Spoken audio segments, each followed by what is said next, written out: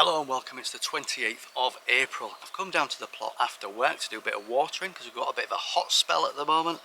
The fruit trees are in blossom, things are starting to green up. Exciting times. Let's have a wander down the plot, show you what's going on. Right, first things first. So look at the strawberries there. All coming along nicely. Got some more strawberries there. Chipping I put down in winter is doing the job, keeping the weeds down. Let's go up the Grassy Knoll. Let's go up the Grassy Knoll. Survey the kingdom. Looking marvellous there. We'll step back down because you will notice that the daffodils have finished here. Dead-headed them now. They didn't last long. Two fruit trees that I moved autumn winter last year have survived, as you can see. This one's got some blossom on it in a couple of places.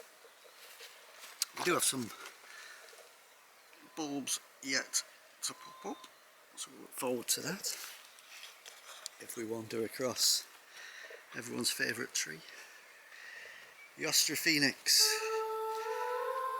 So this tree, for anyone who doesn't know, I moved it from one area of the plot to another. All the roots had come off. We've moved it a couple of times since. It is definitely surviving, possibly even thriving. Good stuff there. Let's have a wander down. So it's been a particularly dry period, so I've had to come down and do some watering. So that's some onions there, some red electric over there, and sensu yellow there. Down there we've got some sunflowers that are starting to come up.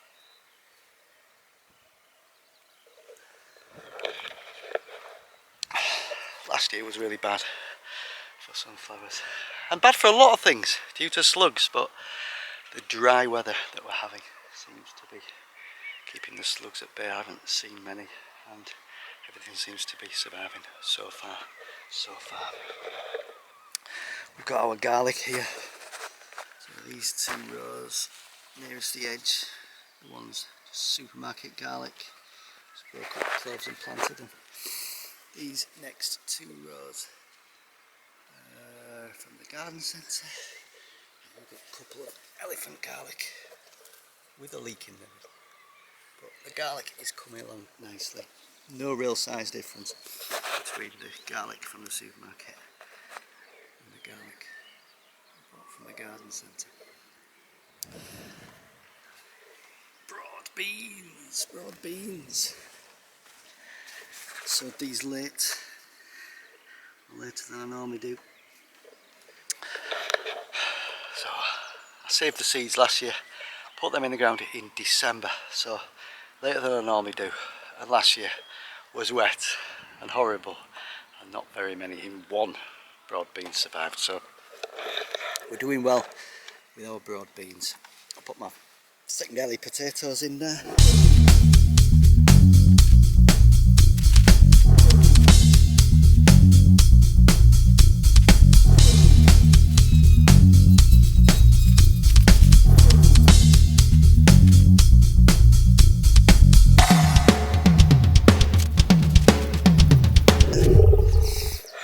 Lot of onions, looking fine here. I think it's red electric down this side. Excuse the shadow, and sensu yellow this side, but growing nicely. There from last year, some random onions that got left. We've got some more sunflowers here. These are giant sunflowers. But again, they're coming up, not being nibbled. Sown some leeks direct into the soil there. So So maybe there's a couple of things that we're going to come on to, alternative ways of doing things, and there's a definite coming up of things you should not do, but I've done it, whatever. Spring flowers there, and some greenery, a couple of buddleia here that I was clearing out. I can't remember where I was clearing out somewhere. A couple of buddleia, so put them in a pot over winter, then we'll put them in the ground. We've got a blank area there, a couple of random potatoes cropping up, empty here, a couple of last year's onions that suddenly decided to grow, sat dormant in the soil for a year and decided to grow. Over here we have got some more sunflowers, again, just all coming up and not being nibbled. We've got a row of potatoes there, so that is just from the potatoes that didn't make it from last year's crop. So when I dug the potatoes up last year, some were split, broken, a bit dodgy, so I put them in the ground and they're starting to come up, so hopefully we'll get a good crop of potatoes from that. I haven't put my main crop of potatoes in. Got some more sunflowers here. Now this is what I mentioned before, things you shouldn't do. So those are tomato plants. The poor things. So we'll show you how full the greenhouse is in a minute, but I moved all my tomato plants from home and I was in two minds because of space in the greenhouse, because I want them in the ground as soon as possible because I'm going on holiday in the next month, so outside they're probably better. But should you put your tomatoes out in April, the end of April? Probably not. Plus these 6, I'm going to say test tomatoes, they were more like sacrificial lambs. I'd run out of pots and run out of space, so I decided, you know, you shouldn't put your tomatoes out in April because of risk of frost. You certainly shouldn't put your tomato plants out when they've been protected at home indoors and put them straight outside without any kind of getting used to wind or you know, outside conditions. But you don't know if you don't try. They've survived a couple of days. They don't look particularly healthy, but as expected, and it's more of a test, but they're still alive just, and we have had some good weather, but I wouldn't recommend doing that. Once you've got many spare, a couple of parsnips that suddenly decided to pop up from last year's. We've got some flowers I've sown in there. Then we get to fruit zone. Look at that apple tree in blossom. The pear tree has got blossom, but it is dying down. And then we've got the cherry tree. Look at that. Look at that. Let's get underneath. Just look at that beautiful, beautiful blossom. Beautiful. As per usual, plum tree. No idea what's going on with that. No idea what's going on with that. As for the rest of the fruit, we've got currant bushes. Developing currants there. So I've just got the flowers that are going to turn into the fruit. Across here where we've got our gooseberry bush. We've got our currant bushes here. Hopefully they're going to be laden with fruit as we get a bit further in the season. This whole area is completely greened up. We've got our raspberries there. Got our oxeye daisies here. Flowers coming up. Sneak peek of the mystery project. Some flowers there. At the back here. If we can see it, Not treading on anything. Some rhubarb there. Rhubarb hidden away. So fruit is looking good. Let's have a go in the original fruit zone. Just show you the raspberries. So this raspberry cane, you can see, well, it's dark and a woody stem. I'll just chop that back to here, and that's growing. Nice leaves on it, but we do have raspberries. These are the autumn fruiting raspberries. Just popping up out the ground. Plenty of raspberries. Just growing this year to produce raspberries. If we go a little bit deeper into the pond area, see a beautiful green Allotment there. All over the place. Phenomenal year for it at the minute. Look at that.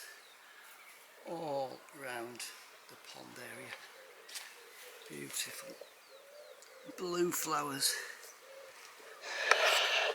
The pond pump is still working, but the sun's gone behind a tree, so I'm not going to dazzle you with any pond pump. I'll show you the pond pump when the sun's behind the tree.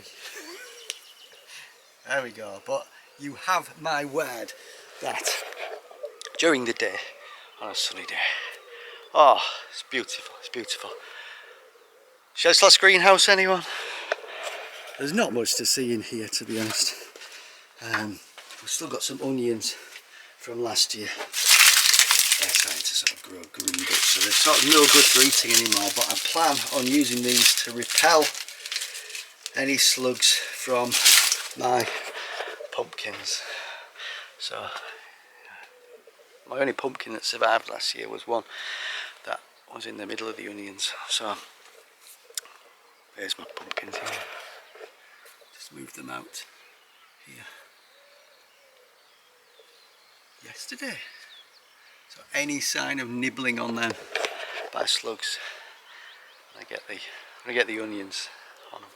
So these pumpkin and squash. So I've got pumpkin, butternut butterfly, squash, mashed potato, baked potato, squash. 2 types of pumpkins. I only sowed them 2 weeks ago. 2 weeks. Look at them after 2 weeks.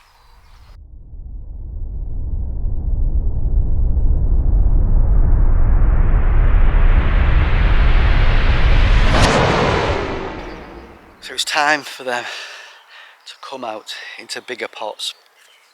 Make space at home in the propagator to sow some more pumpkin and squash. So I only moved them out and potted them on into slightly bigger pots from the germinator sort of trays. And they've survived and they're doing alright. Let's have another look at them, because I was worried about them. I was worried about bringing them out. But they look healthy enough, because you're not supposed to sort of... Let's go and get a proper view inside.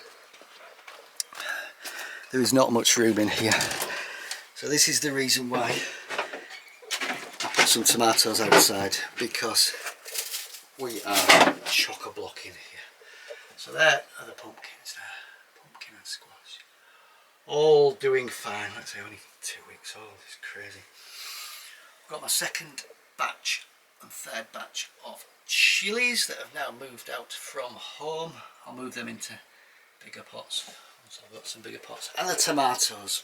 So we've got plenty of tomatoes. There's a fig tree in the back there that's doing fantastically.